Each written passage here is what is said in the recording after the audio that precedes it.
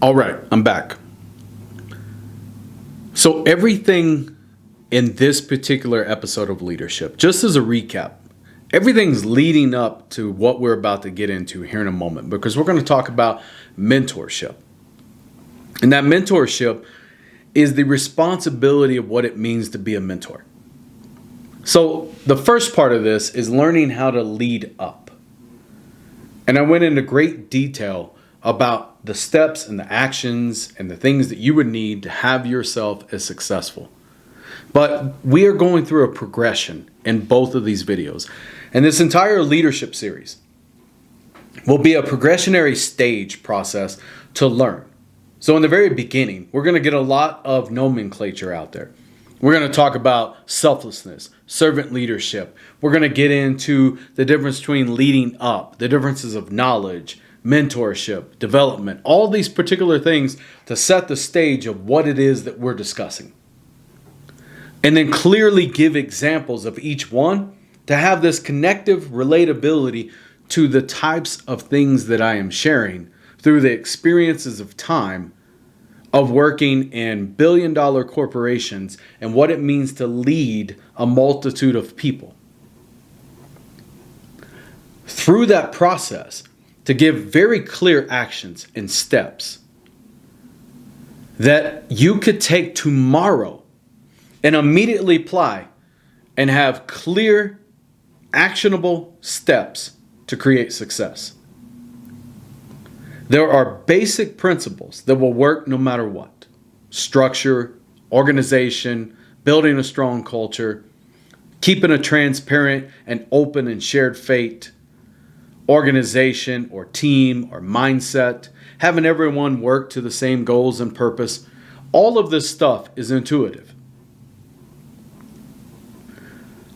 But it's very important as we go through each step to understand how the relatability, or I would say even better, a progression, that if I am as a leader and I start out, and let's say I'm a department leader that is working with 10, 15 team members, or I'm the CEO of a company that has 20 to 50,000 team members, your responsibility to the individual that you work with is exactly the same. It doesn't change.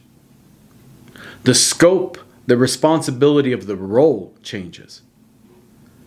But the connective ability, the relatability, the relevance of your conversation and your ability to transcend your role and connect from the team member across the board is going to be imperative and vital to create any success in a cultural environment. So with all that stated, to get to mentorship, again, as a reference, just to be able to lay out what it is I'm talking about and why. You have knowledge, you have development, you have mentorship. If someone goes and is trying to learn how to be any trade skill that's out there, in my early career, I came up as a meat cutter. So if I'm going to go to someone and I say, okay, here is how you do the steps of the process of this particular job. Here's how you do this. Here's how you go through this process. Here's the steps of action to do this. Here's all of it. All I did was give them knowledge. In order to develop them, I would have to take what it is specific that is in that job and teach them exactly how to do it, let them do it, work with them, and then educate them further until I made sure that they took that knowledge, could apply that knowledge, put that knowledge into action, and create the exact same outcome of what that knowledge intended for them to be able to come up with. That and all of the training through my years, I have yet to be in an organization in 25 years. Have I not heard this? The number one thing from every team member base and every organization, we need more training, we need more development. How we answer that? We create more modules. We create more videos. We give them more resources to go gain knowledge. They're not asking for knowledge. They're asking for you as a leader to take them and teach them how to do the job and how to do jobs that are above them, to gain more responsibility and to set themselves up from a value standpoint and a success and have the expertise and the skill set to take that next step. That is what they're asking for. And there's a multitude of succession style planning that I've seen through a multitude of organizations. But I can also share with you that many times in my career, I have been frowned upon because I would actually take someone, give them the information, give them the knowledge, teach them, educate them over and over, pull from a multitude of different areas, and oh my gosh, I know this is just almost blasphemy, but to go pull best practices from other companies that have already figured this out and bring that information in and utilize it. If you want to teach someone about brand, you don't have to look any further than companies like Disney and Apple. They have completely transformed human existence as we know it. I think that pretty clearly sums up what brand is about. If I need to talk about if you don't innovate, you will not exist in the future, then you don't have to look any further than examples like Blockbuster. But way too often we want to say, no, you got to perfect the brand of this company because we are the only company in this country that exists. We are the only company that knows how to make money. We are the only company that has a brand. We're the only company that has a training and development program. And the arrogance and the audacity to make that kind of claim is so simple-minded that it stifles your entire culture to be able to grow and to be able to learn. There are so many companies, so many leaders. As a leader, you should be looking for them, begging them to come showcase to you how they do this. There should be such a hunger to improve your brand, to improve your leadership model, to improve your strategy, your objectives, to co-create, to learn, to coexist, to build one another up, competitor to competitor. If you and a brand have to look at your competition and talk about how much better you are than them to make yourself feel good, then you are not a believer in your brand. Because if you truly believe in your brand, then you can appreciate what everyone else is able to create. And you can absorb and pull from that. You can reach out and learn and grow from that. And that's on a company standpoint. It's so much easier peer-to-peer, leader to leader. Some of my favorite conversations are reaching out to other executives and other companies and just asking, how would you approach this? What are some of the ways that you went through this? How was you thinking about this? I had this opportunity with about 4 to 5 C-level executives to discuss their actions and plans and the way they came out of the COVID situation. And during that, there's so many different strategies. There's so many ways that they came together with their team. The way they redefined and looked at their culture. The way they reset their company and looked at, we have an opportunity. It's the first time to where everyone together could say, let's evaluate, take inventory of everything we've done to this point. Once we go on the other side, what are the ways that we revolutionize ourselves, we evolve as a company, and we are able to look and make adjustments because that was a complete reset point for everyone. And it's such an incredible time to find peer-to-peer mentorship, brand-to-brand mentorship. And here's this very beautiful thing that happens.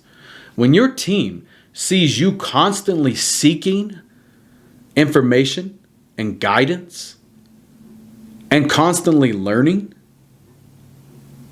it opens them up to not only believe more in your leadership, to trust that you're always finding the right path, that you're creating this environment where not only is it safe, but it is vital to you as a leader, that they bring you new information, they bring you new ideas. You're always brainstorming and looking at ways to enhance. And if you build a culture with your team, that not one thing that we are doing right now could not, will not, or should not be enhanced, pushed, challenged, and made better. That is the start of being able to mentor someone. Because mentor should sound like this. Someone calls you, someone wants to connect. Someone is an executive in another company, if you're an executive. Team member comes to you and asking advice about life. A leader comes to you and says, how would you handle this situation? How did you get to where you're at?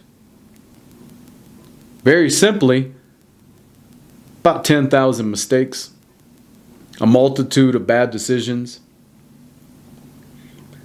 countless second guessing of myself, constant fear of whether or not I was making the right decisions, hoping,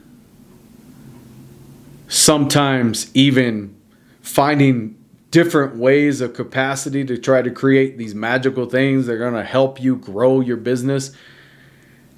And sometimes just sheer guessing. Now, it never appears that way, but that's the reality. Because every new situation that comes up, every new obstacle or challenge that comes up that you've never seen before, none of us are given a book, a real book, not one that's been written. It talks about psychological elements or why you perceive this or why you should vertical merchandise, color phase, all these different things, human psychology, if it's why we buy, all these different perspectives. I'm not talking about that kind of book. There's no book given to you about how to be a leader in every single situation to make the right decision every single time. The only lesson or teacher for a leader is their mistakes, their history, their experience, and what they chose to do about it, and how they hold those situations and experiences dear. And a true mentor leads through failure. Because you need to relate and build an area instantly of, if I can help you in any way I can, but the best way I can help you is to share all the ways not to do it. And then I can tell you that through stumbling through the dark for 20 years, here are the few glimpses or the few times that I actually found light. And let me share those with you to hope that maybe you can progress further than I did as a leader. And here's best practices that I learned along the way. Here's companies that I believe that found the light in this category, or some companies that were able to find some illumination in this. Because as a mentor, if you can take someone and you can cut off about 5 to 10 years of mistakes and stumbling through the dark, then you have a responsibility to do that. We all stand on the foundation of those that came before us. And in the business realm, in the emotional connection, in the people realm, leadership, whatever that you're talking about, someone paved the path for you. Someone taught you. And that lesson that they taught you could have been pushing, pulling, or standing against you. It could be you learned everything that you needed to know because you had the best case example of what never to do, but you were still learning. Or you had someone that nurtured you, took you along the way, taught you the knowledge, developed you, and mentored you every single step of the way. Or probably more realistic, you have a multitude of kind of in the middle, of many leaders that did some good things, and because they're human, they also had their own mistakes and their own failures along the way. So the culmination of mentorship bleeds over into life as well. And I had the privilege of sitting down with Rob and Adam. Both of these gentlemen, they have a podcast. They're working on a multitude of things. They're working in their communities. They're working through faith-based groups to really be able to help a lot of individuals and to be able to meet people where they are and change people's lives. Both have incredible stories. And through that, in that conversation, we were talking about leadership. Adam asked me a question as a fellow fighter. Adam is a professional MMA fighter and a professional boxing fighter. And I'll put all their links down because he has a fight coming up in July. And Rob with Rise of Lions is doing some amazing work. So I want to make sure that both of these gentlemen are able to get their word out there. And any way that I can help shed any light or bring exposure, then that is an absolute privilege to be able to do so. But Adam asked me a question. And this question was deeper for me to have to think about than probably what it would sound like. And the question was, how do I approach life as a fighter? And then how do I approach just being a fighter? And I'll break this down. So the approach to being a fighter, there's training, there's understanding, there's discipline. You go through a lot of pain, a lot of agony. Your body's always in pain. There's never a time that your body is not in pain for something. If you're working hard and you are pushing yourself to the limits, then you're going to feel it every single day. The key to it is the mental fortitude and the discipline to be able to push through. But there's this process that he and I were discussing. And I made this statement that really sat with me for about a week and a half now. And I didn't want to just immediately jump in and talk about this and discuss this and to go into great detail, because the last thing I'm trying to do is create some catchy tagline or phrase and then really try to dive deep into that. What I'm stating is that as a fighter, it is vital for you to learn lessons as a fighter. When am I open? When am I exposed? When do I drop my hands? What should I do in this situation? How do I offset this? If you're on the ground, it's completely different. If you're doing stand-up, it's different. Boxing is different than kickboxing, Muay Thai. You have all these different forms. It is literal chess. So your strategy, your thought process, your reaction time, your instincts, everything's being trained. How you learn that is through actually getting some type of consequence for the action you took that was wrong. Point in case, you throw a jab. You don't get the jab back. Orthodox fighters. Orthodox means you are right-handed fighters. Overhand right in boxing is the counter for a jab. So how do you learn to get the hand back? You get hit in the face. Once you've been hit in the face so many times, you finally start getting that hand back so that you no longer leave yourself open to that particular mistake that you're making. And that's how you learn from your mistakes. But in fighting, what you don't want to do is you don't want to scar this person you're trying to teach. You don't want them to physically wear every single mistake they ever made as a scar. So if you take that, and where Adam's question really hit me so hard is because if you take that mentality and then you take it into life, as a mentor, as just a human being that can connect and impact and help so many individuals,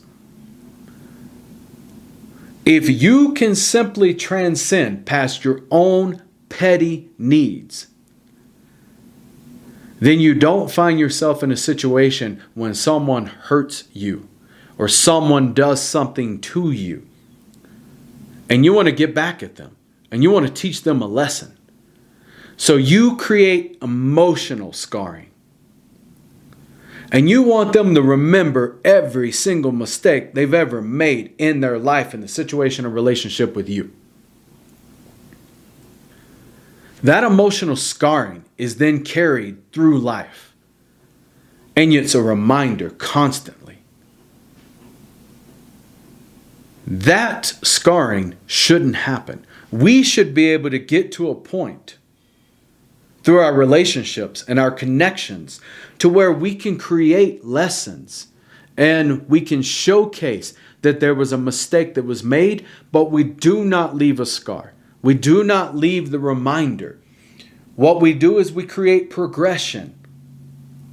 It is a life lesson. They learned from it. They were able to move on. But it wasn't such traumatic, binding trauma that every single time that something comes up, they're reminded of that. So think about a physical element of a fighter whose face is completely scarred from every single lesson or mistake, thousands of times to teach that lesson.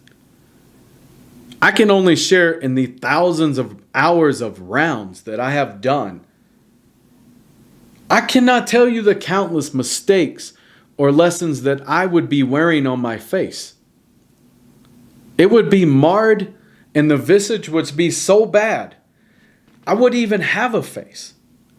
So thankfully, those who were trying to teach me lessons were not trying to make me carry them as some kind of badge of honor for the rest of my life. It was taught to teach me what I needed to know, but allow me to fight another day. And if you're a leader, if you're a person of influence, if you have family, if you're connected to someone in any way, you have a responsibility to teach lessons. Absolutely. You have a responsibility to create progression in someone's life. You have a responsibility to help them learn from their mistakes so that they do not continue to repeat them. But you do not have the right, as a leader, as a person, as a human being, to create an emotional scar that is a constant reminder that they made a mistake in their life. Because that binding mistake will cripple them. It will paralyze them. And it will literally create a set point psychologically that they can never get past. That is something that each one of us, I could only hope that you could remove your emotion, your connection, your personal feelings. And in regard of fighting, in the regard of leadership, thankfully in those two realms, there are two areas of examples to where that actually happens. In fighting, a new student, a new fighter is going to hit me because they are getting nervous, they're getting stressed, so they're going to swing a lot harder than what they think. And just because they do, I shouldn't punish them for it. Instead, you take it and you teach them. That's why you're the teacher. As a leader, When they make mistakes, they go against what you say, they constantly repeat that, it's not a disrespect to you. You should be able to rise above it. You should learn how to transcend as a leader and connect with them and teach them without being detrimental to their career or to their path. If only those two examples could manifest itself in everyday life. So again, this is the second part of our leadership series. This will continue to be a progressionary process to be able to walk through leadership, walk through examples like this, and to really be able to showcase and detail out what leadership means, what examples of success, and what examples of failure look like. Always from my perspective of leading through the failures, the challenges, the obstacles, the mistakes that I have made, that thankfully leaders took me to the side and they didn't make me bear the scars of every single mistake. They didn't put it on my career. They didn't hold me back, but they taught me, they showed me, they helped me. Through my career as a leader, I have done the same to all of those that I have had the privilege of being able to help, develop, and mentor. So with that, thank you so much for listening to Hybrid Ops. The third series of leadership is coming up, and I hope to have some leadership guests here real soon. Thank you. Appreciate it.